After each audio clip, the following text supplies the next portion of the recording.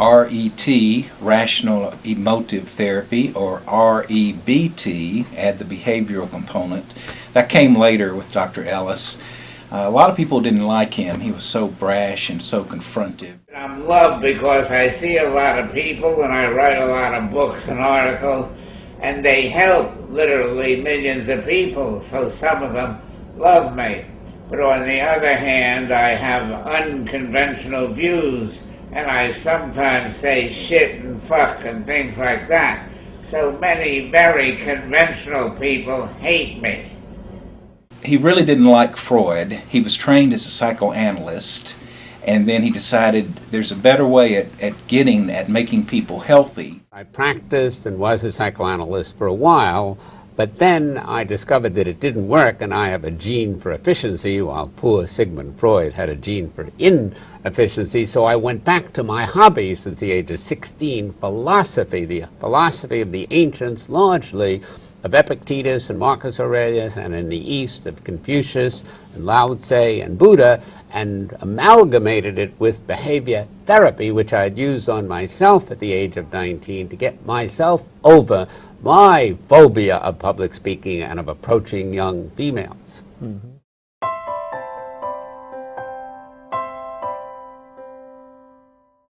I think the principles are true, and that is our emotions come out of our thinking, and he would try to get at what are your irrational thoughts, and if you could challenge those somehow and change those, you could get your thinking straight, and then your emotions would follow, and they would be better or more healthy. If you profoundly change your philosophy, your thinking, then you're more likely, in all probability, to profoundly change your feeling and your behavior, and especially your disturbed feeling and your disturbed behavior.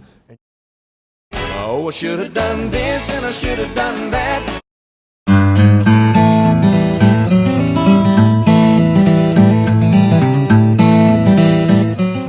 The concept of unconditional self-acceptance centers around the idea that, believe it or not, I'm not perfect, and I'm not going to be perfect. But I don't have to be perfect in order to be a worthy human being. There's no reason I must be perfect all the time in order to be happy and like myself.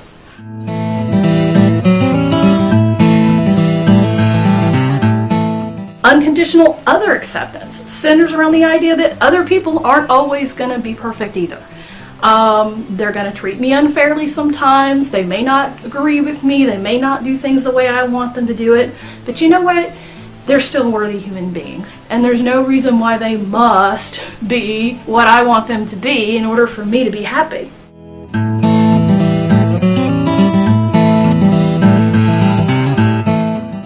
Finally, life acceptance. Life doesn't always go the way I want it to go. And sometimes it's unpleasant, it's unfortunate, but it's not awful. It's not something I can't get past. So, accepting that life isn't always going to go my way, there's no reason why it must go my way before I can be happy and live my life. That's acceptance.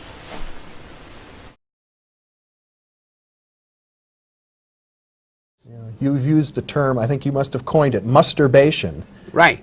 That masturbation is good and delicious, but masturbation is evil and pernicious, is one of my sayings.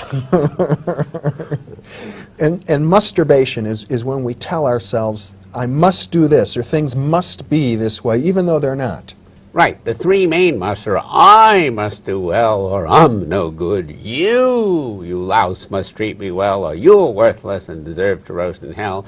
And the world must give me exactly what I want, precisely when I want it, or it's a horrible, awful place. It would be awful. It would be terrible. Right. If you didn't masturbate, then you wouldn't awfulize, terribilize, catastrophize, say, I can't stand it, and put yourself down. If you're only stuck with, I'd like very much to do well, but I never have to, then you wouldn't then disturb yourself. Yeah. We're born gullible to our parents, influenceable, teachable in the first place, therefore we stupidly listen to our parents, but then we invent many must, shoulds, oughts, demands, commands, in addition to the standards, the values that we adopt from our parents. But the standards don't upset us. We mainly upset ourselves with those Jehovian commands. Those are the key concepts of REBT.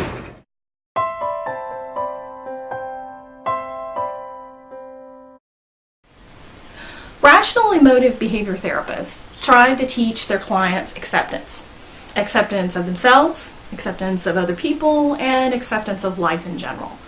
The idea is that emotionally healthy people see the world as it is and accept the world as it is, and don't try to force the world to be perfect or bend to their will before they can be happy and move on with their life.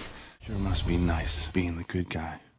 Nice share, Ralph. As fellow bad guys, we've all felt what you're feeling. I'm Zangief, I'm bad guy. Hi, Zangief. Ralph, you are bad guy. But this does not mean you're bad guy. Zombie, bad guy. Hi, Zombie. Hi, Zombie. Zangief saying labels not make you happy. Good, bad. You must love you. I don't want to be the bad guy anymore. We also say that since you worked at this foolish philosophy, ingrained it in yourself, conditioned yourself, that therefore it requires work and practice to give it up, and it requires feeling against it. So we always use cognitive thinking and emotive, dramatic, evocative, and behavioral techniques to get people comprehensively to change and to stay changed. As you pointed out, maybe somebody is slowly torturing me to death. Right. And that doesn't necessarily justify me going into a state of a depression. Or of horror. Or of horror. But it does justify you saying, I don't like this, I wish it weren't so, what am I going to do about it? Which you won't do if you're horrified. You'll freeze and make yourself worse. So you control largely, not completely, your emotional destiny and your behavioral destiny, and if you change your basic philosophy of life, then you can change it. You have the power to do so, but you normally sit on your rump and don't use that power. And those are the goals of REBT.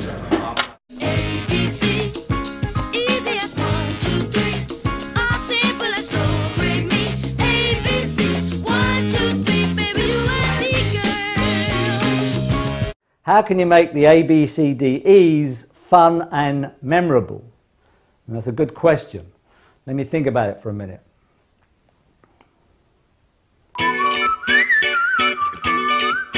I'm getting something. Yep, I'm getting an inspiration here. Oh yeah, okay. If you get stuck, I can help you. Don't lean on luck. It'll desert you. Don't go to ground. Keep your mind sound. Learn it all round.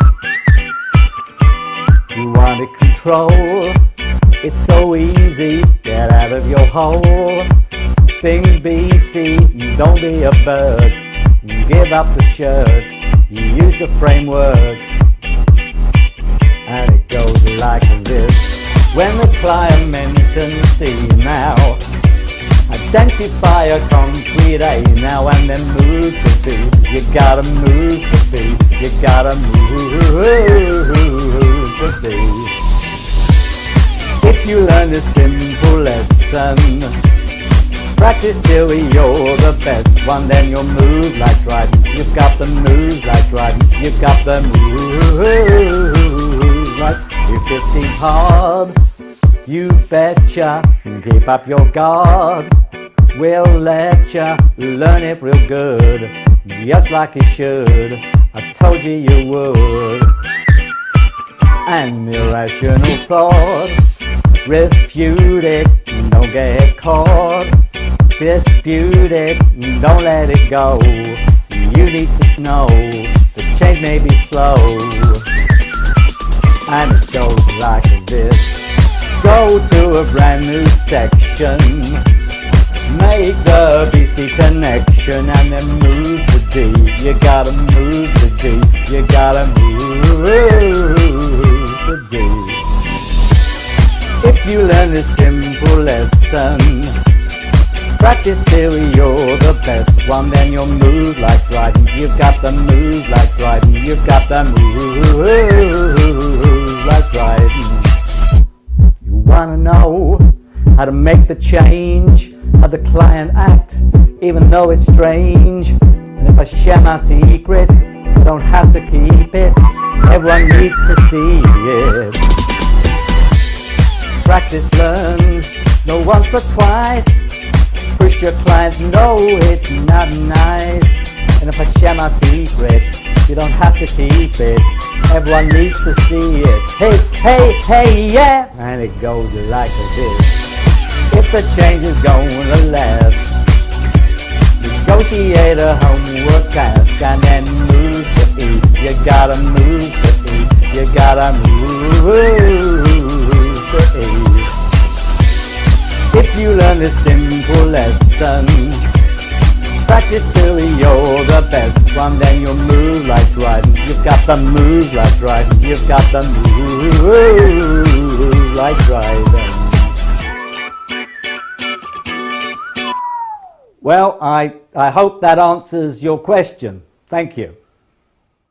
And we normally, and I think biologically, tend to think that because, see, consequences, my anger immediately follows you are treating me unfairly, that you made me angry instead of you made me feel sorry and regretful to some degree. But my anger I added by commanding and demanding that you not do what you indubitably did.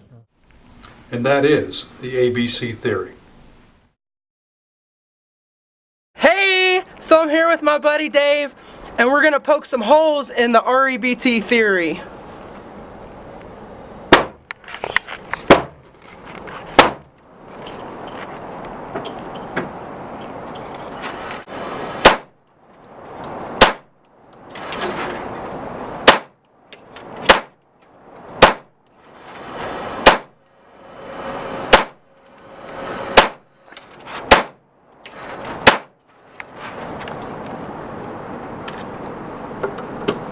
Let's bring it up. Let's bring it up. Here we go. See what we got.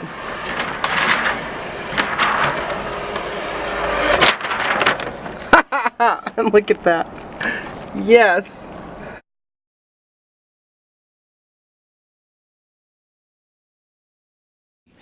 The only problem that I see with this is who determines what's a rational thought and what's an irrational thought.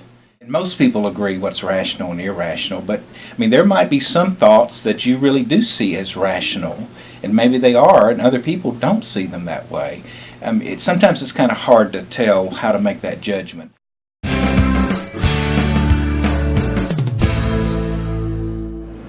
Tonight's Top 5 list, brought to us by Dr. Jake Morris, is 5 criticisms of REBT.